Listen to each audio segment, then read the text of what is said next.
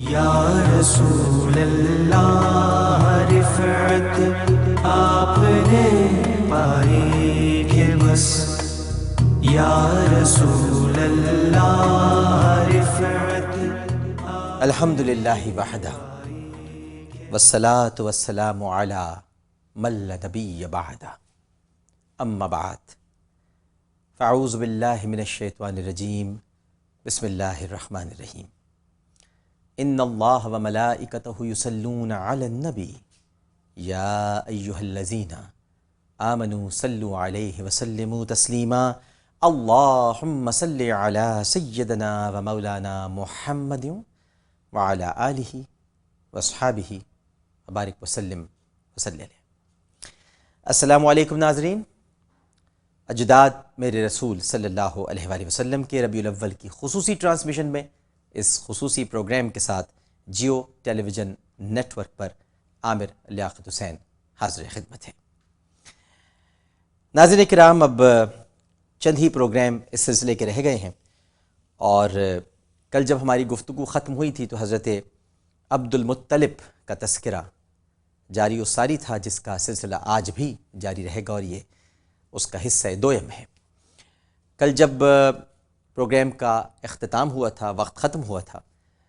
تو میں نے آپ سے گزارش کی تھی کہ مہدی اور خضاب کے بارے میں بھی حضرت عبد المطلب نے جو کارہائے نمایاں انجام دیے ہیں، کچھ اس کا تذکرہ بھی آپ کے سامنے کروں گا، بلکہ اس کی ایجاد کا سہرہ ان کے سر ہے، تو وہ آپ کو بتلاؤں گا، اور یہیں سے ہم گفتگو کا آغاز کرتے ہیں۔ بہت مختصر سی بات ہے، لیکن چونکہ ایک ہمارے ہاں مہندی اور کلر لگایا جاتا ہے خضاب بالوں کو رنگنے کے لیے، تو اس کی یعنی متعارف کرانے کا جو سہرہ ہے وہ چونکہ حضرت عبد المطلب کے سر ہے، تو یہ بات بھی ہمیں بتلانی چاہیے کہ مہندی کا خضاب بھی عبد المطلب نے ایجاد کیا اور اسے باقاعدہ مکے میں متعارف کرایا تھا۔ اب جو تفصیلات بیان کی جاتی ہیں اس میں تو ہم نہیں پڑھیں گے، لیکن ایک تفصیل یہ بیان کی جاتی ہے کہ ایک مرتبہ آپ یمن تشریف لے گئے،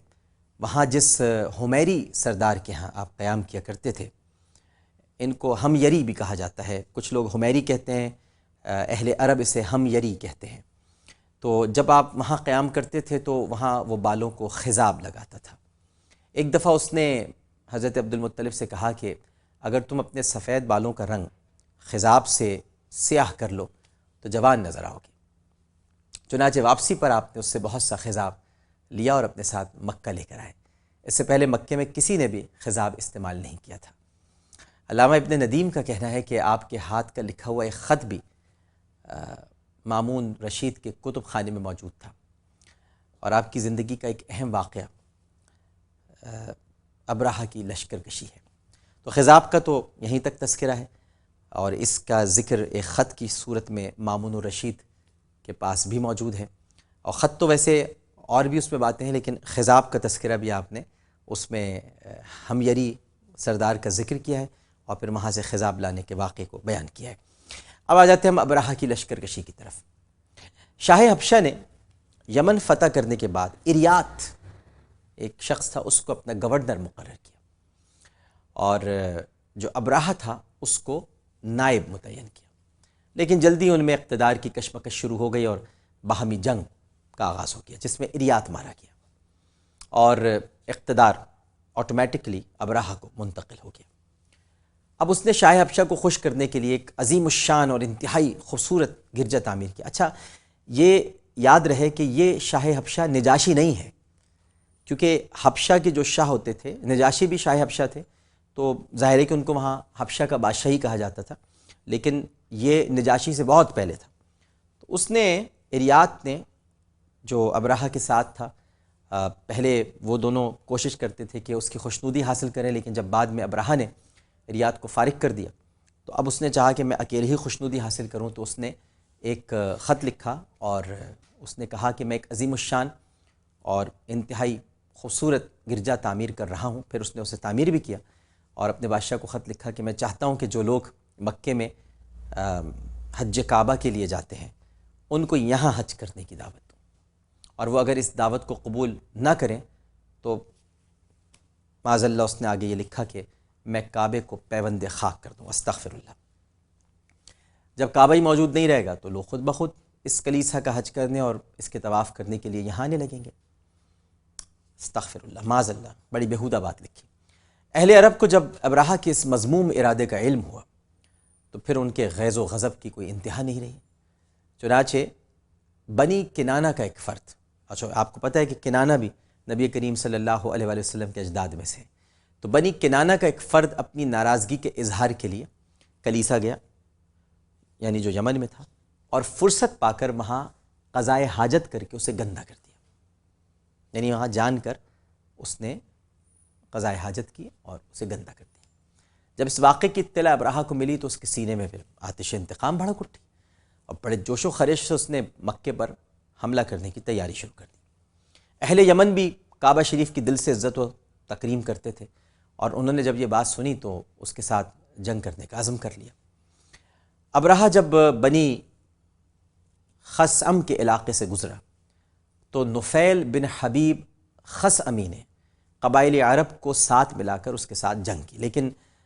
اس دفعہ بھی فتح ابراہہ کو نصیب ہوئی۔ نفیل جب قیدی بنا کر اس کے سامنے پیش کیا گیا تو نفیل نے کہا کہ اے بادشاہ مجھے قتل نہ کر، سرزمین عرب میں تمہارے لیے رہنما کا کام کروں گا، اور میں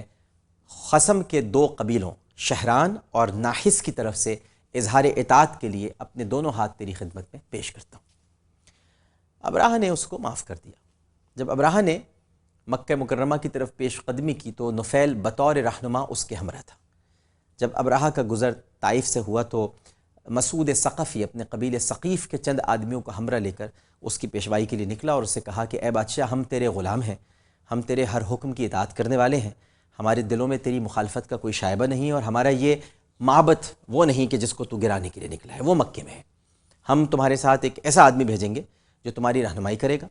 اور طائف میں ناظرین محترم یاد رکھیے گا کہ جو معبد تھا اس میں انہوں نے لات کا بت رکھا ہوا تھا، جو آپ نے بتوں کے نام سنے، لات، منات، تو لات کا جو بت تھا وہ طائف کے معبد میں تھا اور اس کی پرستش کی جاتی تھی اور اس کے کوٹھے کا طواف کیا جاتا تھا۔ اہل طائف نے ابراہہ کے ساتھ ابو رغال نامی ایک شخص کو بھیجا تاکہ وہ اسے مکہ جانے کا راستہ بتائے۔ ابراہہ ابو رغال کی معیت میں طائف سے روانہ ہوا، یہاں تک کہ مغمس پہنچا، جس کو مغمس بھی کہا جاتا ہے۔ یہاں اس نے آرام کے لیے قیام کیا۔ ابو رغال کی زندگی کی مہلت پوری ہو گئی اور وہیں وہ ہلاک ہو گیا، اور پھر اسے وہیں زمین میں دبا دیا گیا۔ اللہ کی مشیت، اللہ کی قدرت۔ اہل عرب جب بھی اب وہاں سے گزرتے ہیں، یاد رکھیے گا، تو ابو رغال کی قبر پر سنگ باری کرتے ہیں۔ آج بھی وہ جو مقام ہے مغمس، وہاں پر باقاعدہ سنگ باری کی جاتی ہے، وہاں ابو رغال کی قبر آج بھی موجود ہے۔ اسی اثنا میں ابراہہ نے ایک حبشی فوجی آفیسر یا افسر جس کا نام اسود بن مقصود تھا، اس کو اسود، اس کا نام چونکہ وہ حبشی تھا تو اسے سیاہ رنگ کی وجہ سے اسود کہا جاتا تھا،